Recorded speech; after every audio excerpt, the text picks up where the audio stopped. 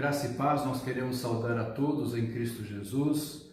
Nossa alegria de poder trazer essa palavra de abertura da última aula deste módulo que nós estamos fazendo sobre o aniversário da IPI do Brasil. 118 anos, até aqui nos ajudou o Senhor. Muita coisa a igreja aprendeu e há de aprender através do poder e da graça de Jesus Cristo, nosso Senhor.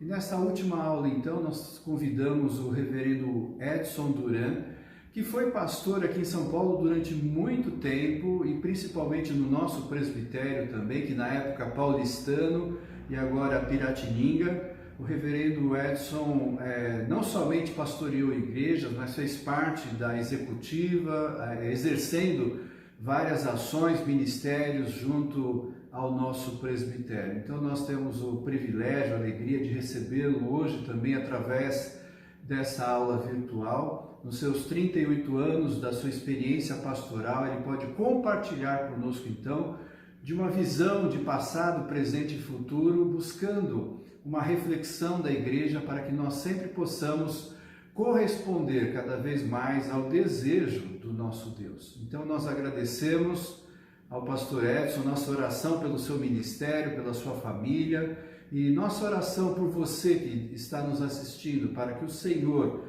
abençoe através da reflexão, para que possamos mais e mais cumprir os propósitos, os desígnios de Deus para a IPI do Brasil. Que assim seja, para a honra e glória do nosso Deus.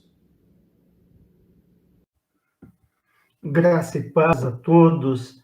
É uma alegria estar falando com você nessa escola dominical. Quero agradecer ao reverendo Cornélio, ao conselho, ao superintendente da escola dominical por esse convite para poder estar trazendo essa aula para você.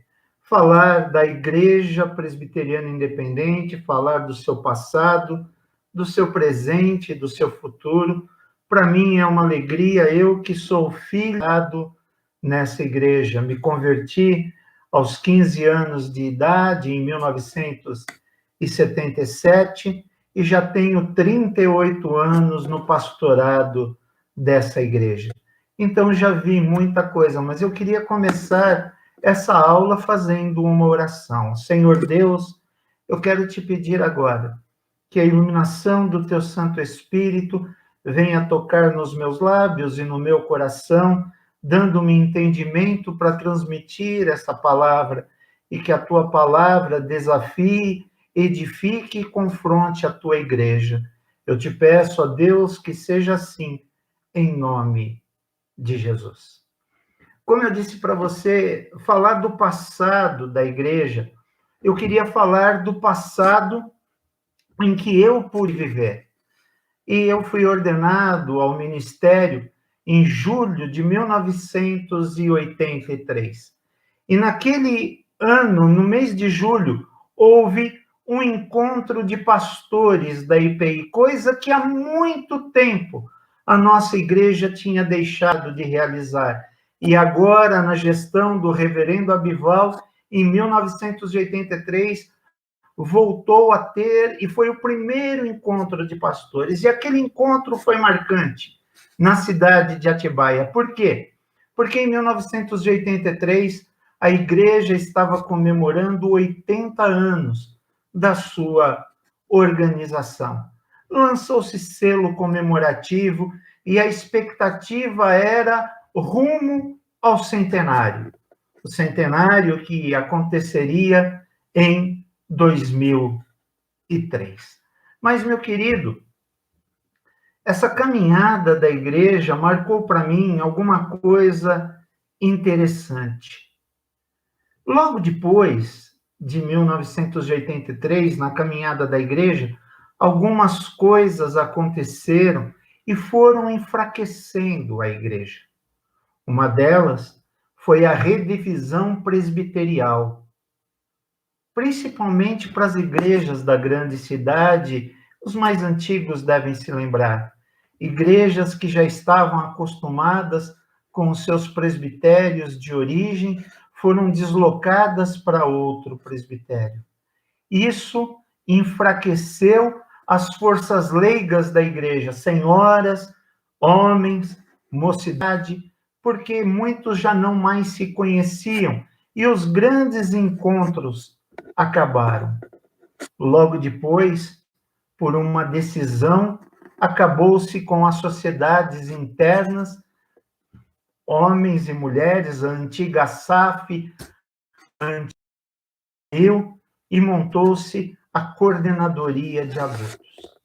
Aí acabou a comunhão, e eu vejo isso porque as igrejas acabaram com os seus departamentos internos e poucas foram as igrejas que continuaram com isso. Mas nessa aula de escola dominical, eu quero falar com você sobre as marcas de uma igreja doente e as marcas de uma igreja saudável. Meu querido, minha querida, igreja é um organismo vivo.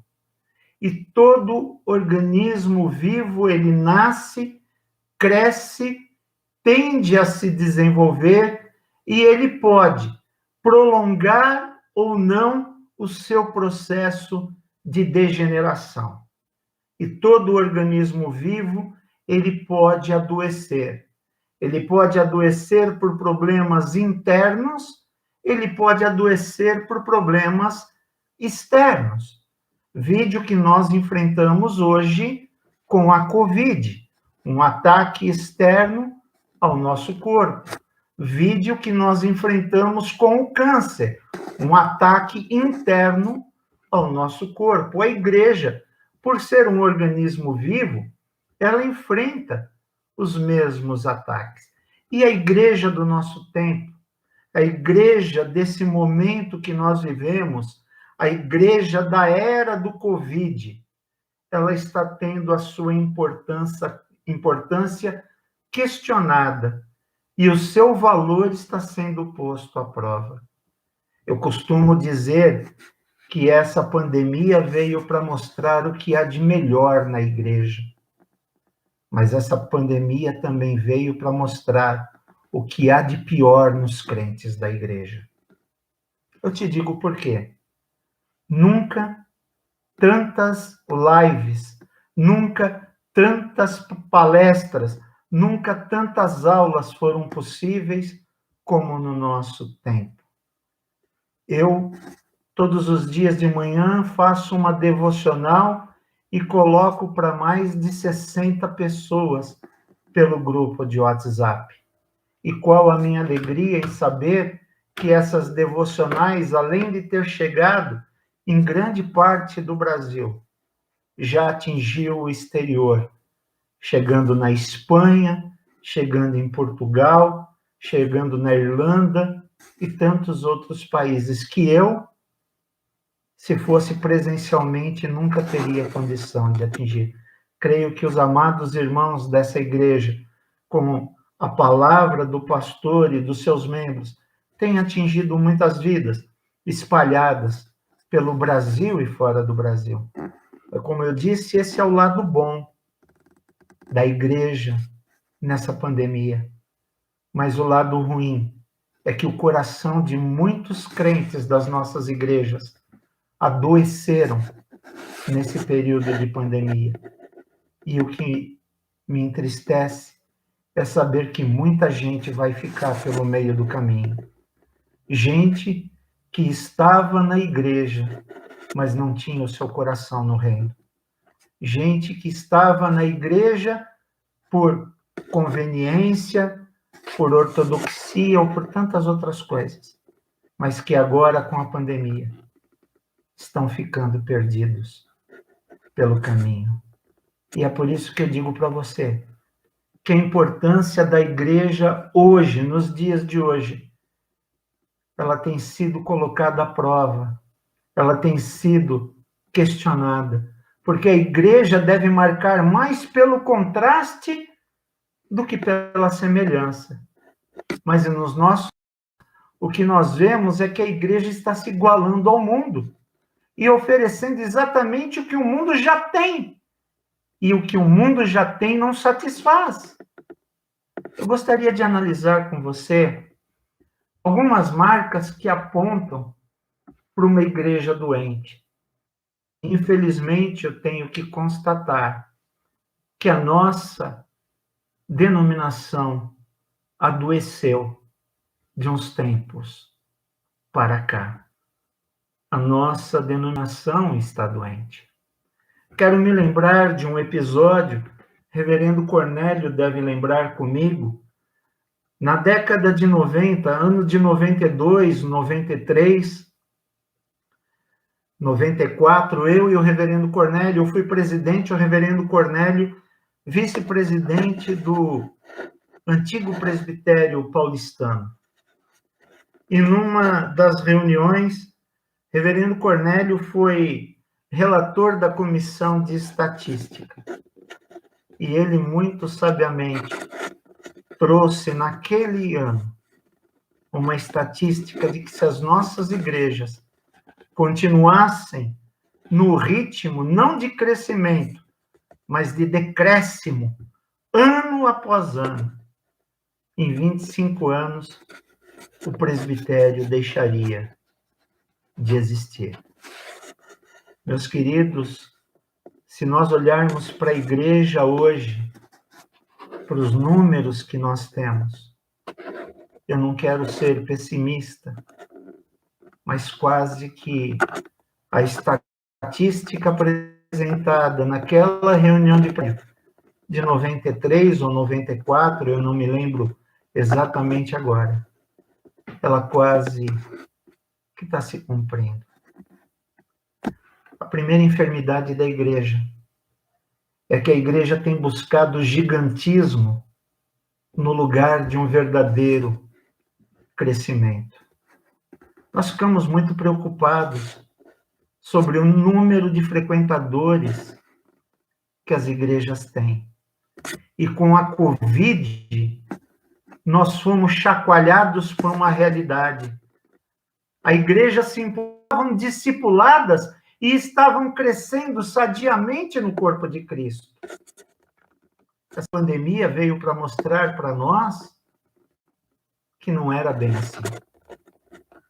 Muitos dos que estavam dentro da igreja não tinham raízes, não estavam suficientemente preparados. As igrejas foram se esvaziando.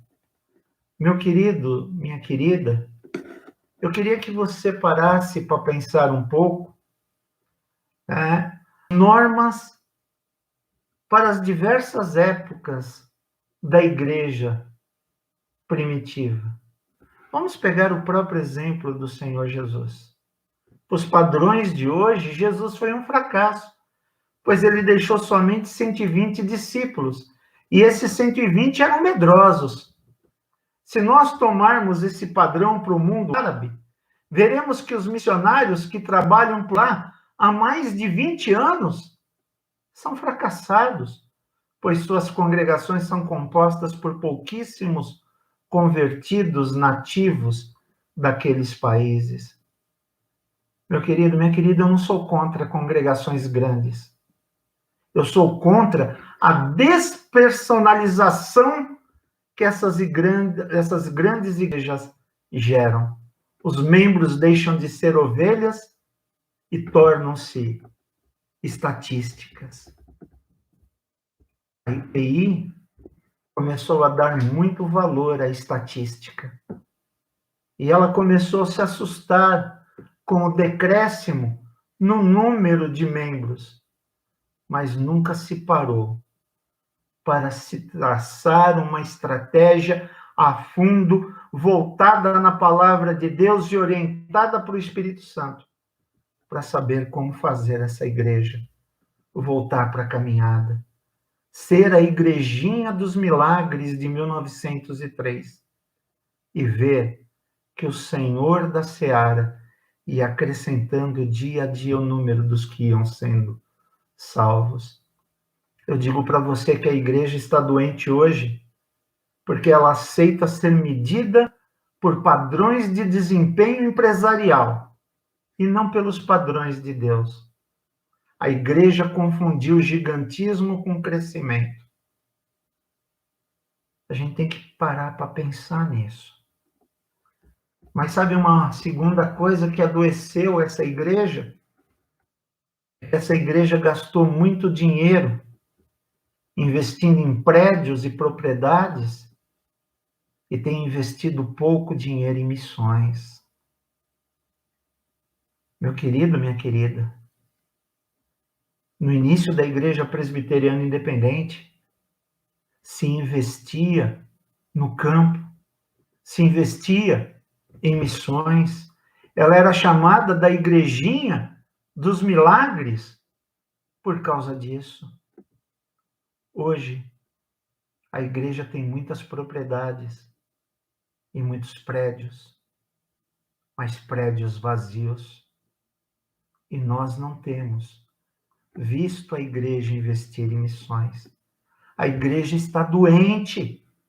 E ela está doente porque ela tem investido pouco em missões. Quando nós investimos não em tijolo, não em areia, quando nós investimos em pessoas, os ministérios acontecem, os dons de ajuda mútua emergem e a obra expande. A igreja está doente porque ela olha só para dentro de si mesma, enxergando somente as suas necessidades, e ela tem esquecido de olhar para a seara, que está branca e pronto para a ceifa. Eu posso falar isso pela cidade em que eu estou. Anápolis é uma cidade com 400 mil habitantes. Nós temos somente 3 igrejas presbiterianas independentes. Se somarmos todos os membros, não chega a 200 nas 3 igrejas. Goiânia, capital do estado aqui de Goiás, uma cidade com 1.500.000 habitantes.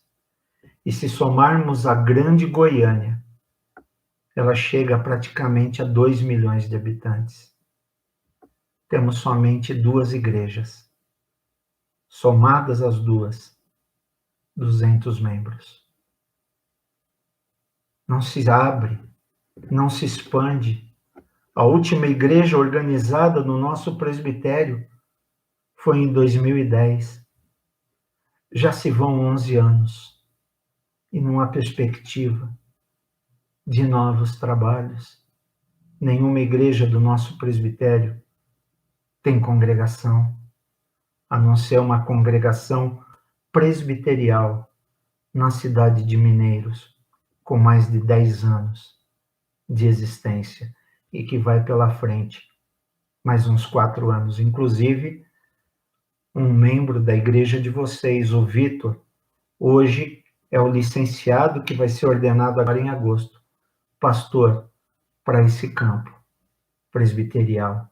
Mas veja, é muito pouco. O presbitério do Brasil Central tem mais de 750 quilômetros de extensão, indo da cidade de Mineiros até Anápolis.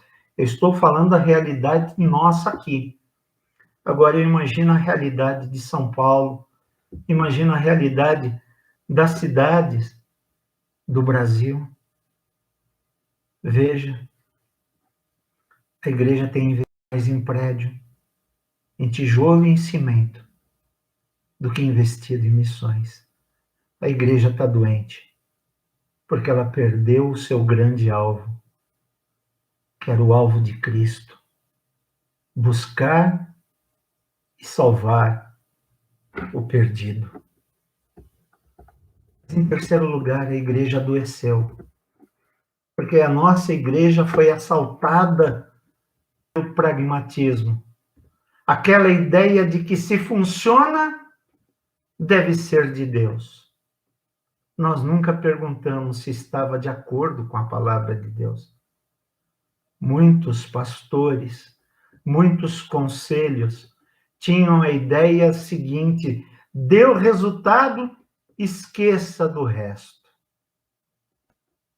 A igreja está doente porque ela aceitou os resultados sem prová-los pela palavra. A igreja está doente porque a palavra foi preterida como regra de fé e prática. E vamos ser sinceros, meus amados, muita coisa esquisita entrou dentro da igreja. Os nossos cultos passaram a ser emocionais e não racionais. Não me entendam mal, eu creio que a presença de Deus pode mexer com todo o nosso ser e que nós podemos ter reações não convencionais, como aconteceu na época dos grandes avivamentos, com Jonathan Edwards. Mas somente a emoção destituída de razão é um absurdo. John Mackay, ele diz num dos seus escritos, ação sem reflexão é a paralisia da razão. Ação sem reflexão é a paralisia da razão. A igreja adoeceu porque ela começou a exaltar mais as emoções e se esqueceu do culto racional. Ela está doente porque o arrepio começou a valer mais do que a palavra. E a palavra é que pode nos tornar aptos para a salvação, não a emoção. Meu querido, minha querida, a igreja adoeceu porque ela começou a oferecer os benefícios da cruz sem a cruz. A igreja adoeceu porque ela apontou para este mundo como um fim em si mesmo. A igreja adoeceu porque ela se esqueceu de dizer ao homem que nós somos peregrinos neste mundo hostil a Cristo e ao seu evangelho.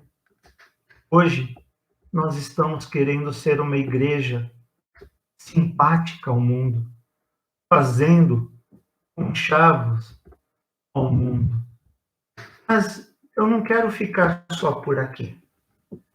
Eu não quero falar só das doenças.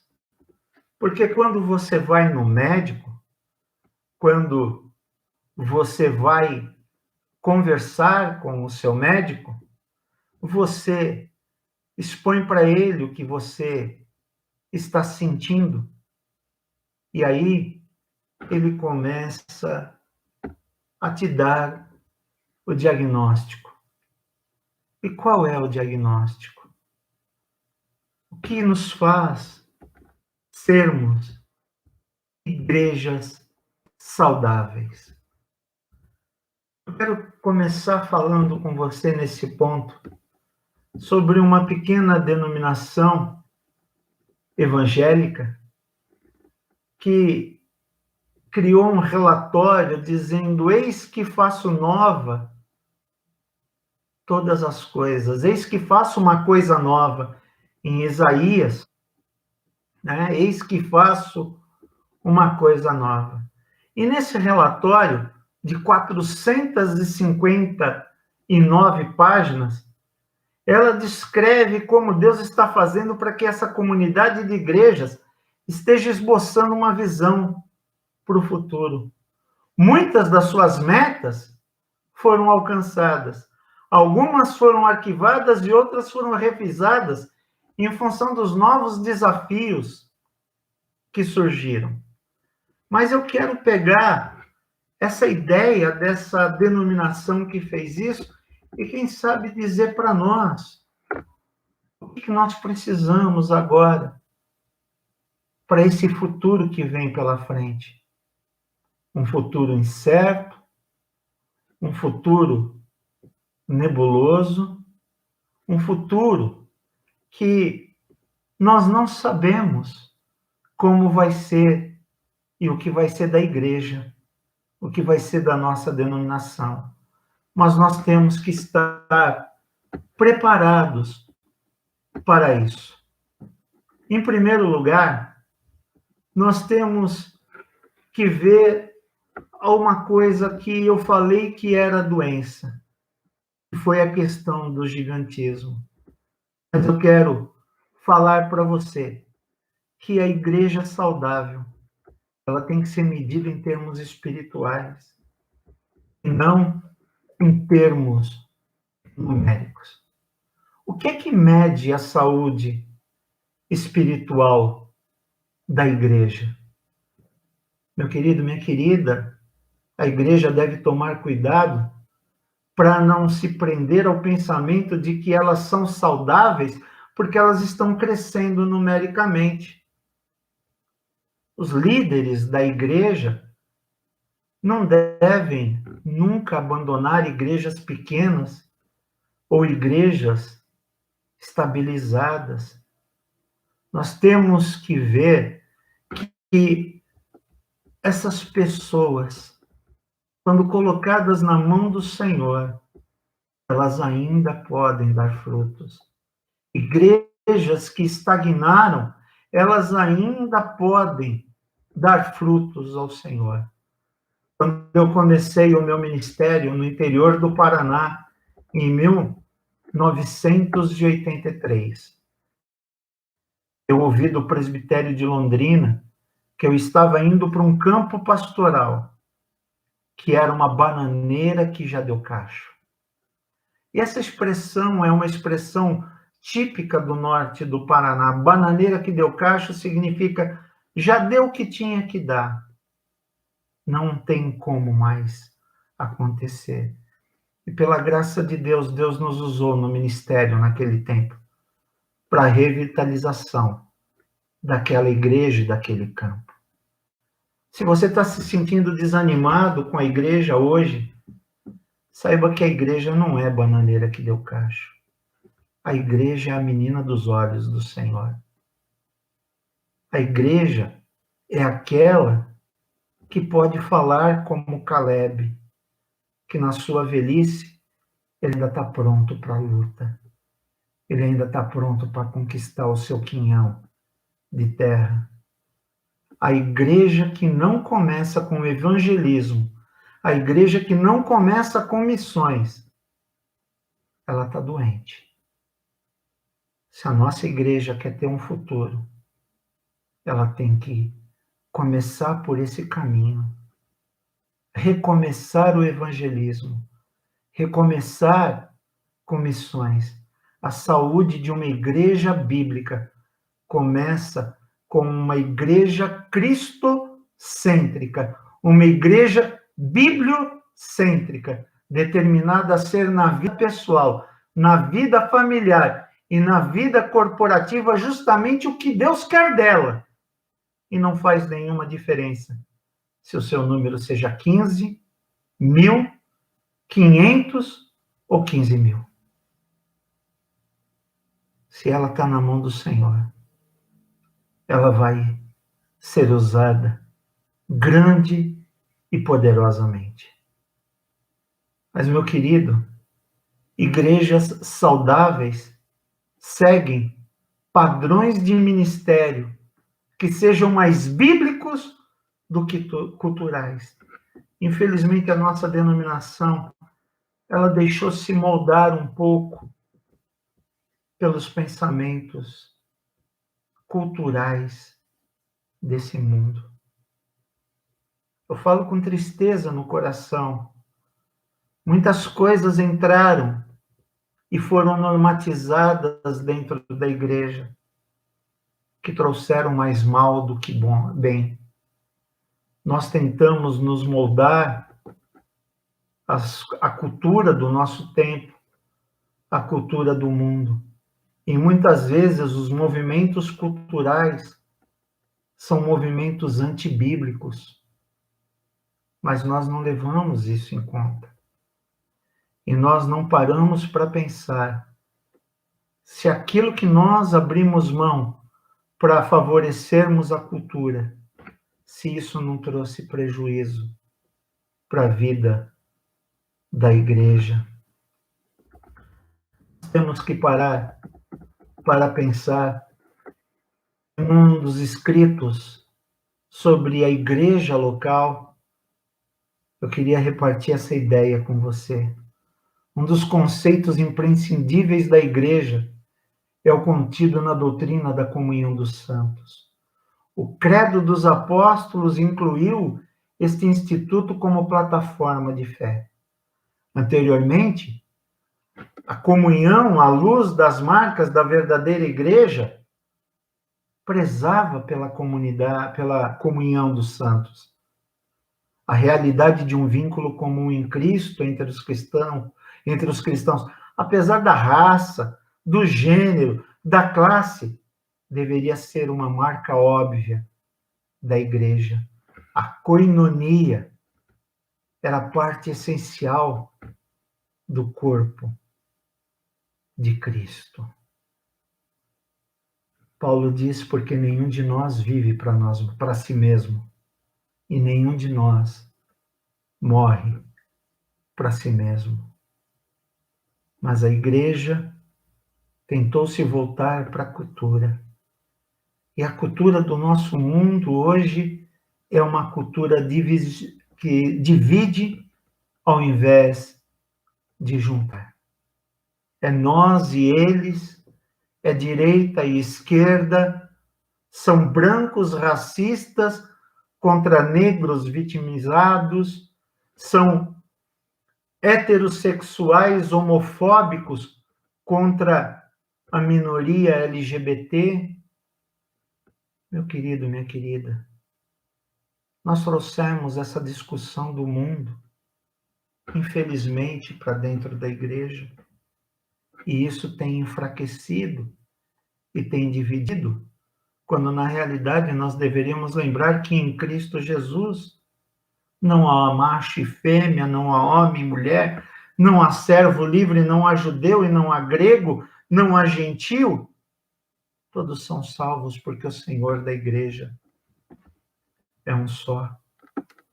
Por isso eu digo para você que igreja, a nossa igreja, para ela se tornar saudável de novo, ela tem que estar embasada mais em fundamentos teológicos do que em fundamentos sociológicos. Nós temos visto muita sociologia dentro das igrejas e temos visto muito pouco de doutrina bíblica.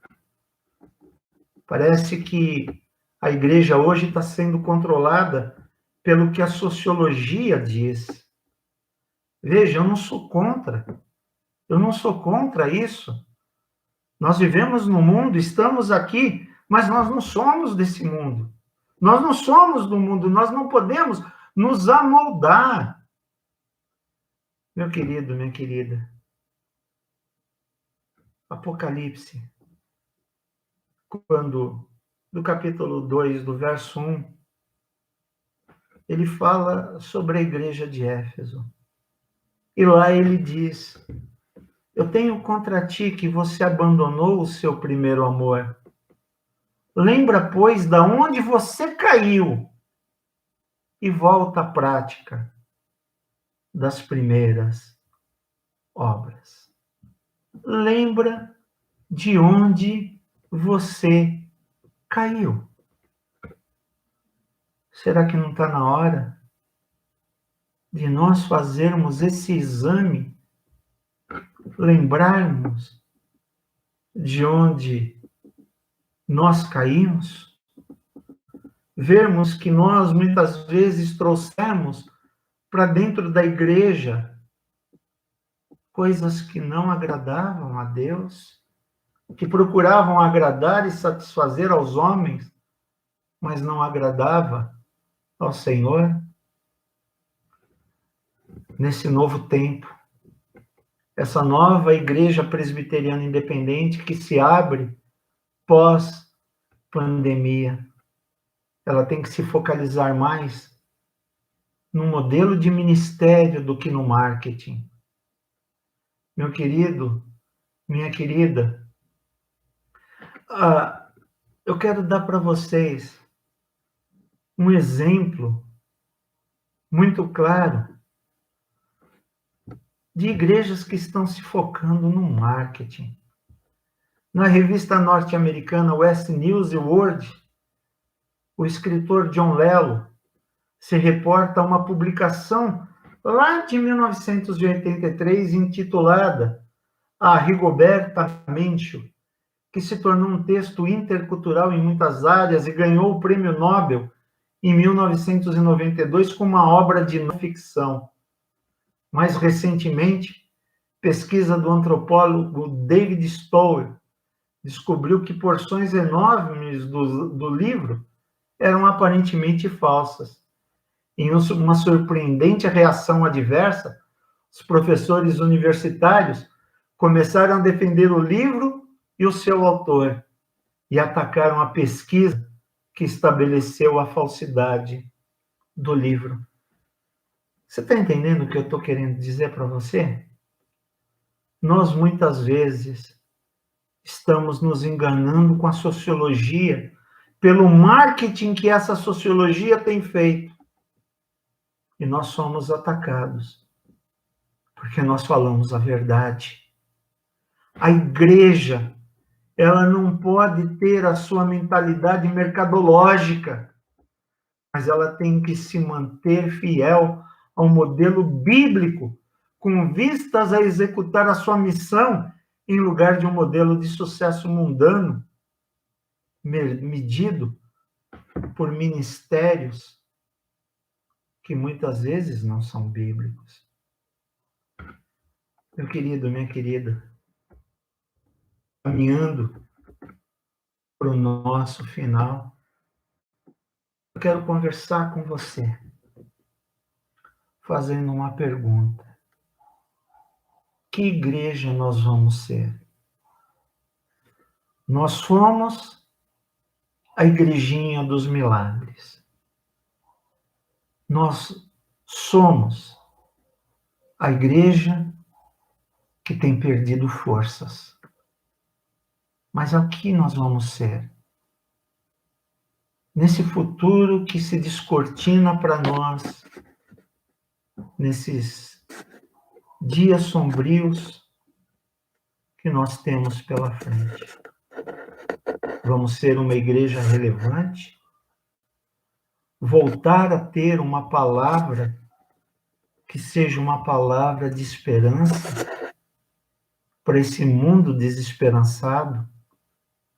Porque vamos ser sinceros, o que o mundo tem oferecido para as pessoas não tem sido bom. As pessoas estão adoecendo, não só pelo vírus da Covid, mas muita gente adoeceu pela Covid-fobia. Deixou o seu coração adoecer de tanto ouvir notícias ruins. Deixou o seu coração adoecer porque se afastou dos vínculos da fé. A Igreja Presbiteriana Independente, as suas comunidades, seu ministério pastoral, seus conselhos, seus ministérios de ação social, os departamentos internos, precisam redescobrir a sua vocação. Precisam redescobrir o que o Senhor tem para suas vidas. Vamos completar 118 anos. Não sabemos quanto de caminhada nós ainda temos pela frente. Mas a nossa oração é para que essa igreja seja relevante diante de um mundo doente, diante de um mundo que está cada dia mais assustado e alarmado com o que está acontecendo. E nós temos a palavra que pode trazer vida e que pode trazer esperança a esses corações. E nós não podemos esconder esse tesouro. Nós não podemos negligenciar essa palavra.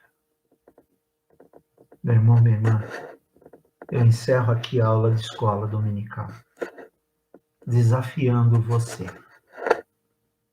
a que você se comprometa diante de Deus a ser um agente transformador da história da sua igreja.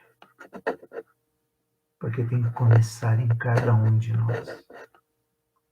Quando nós falamos em igreja, nós não podemos esquecer que a igreja somos nós. Que Deus te abençoe. Que a graça de Deus esteja sobre a sua vida. Que a boa mão do Senhor abençoe a igreja. Amém? Amém. Que Deus te guarde.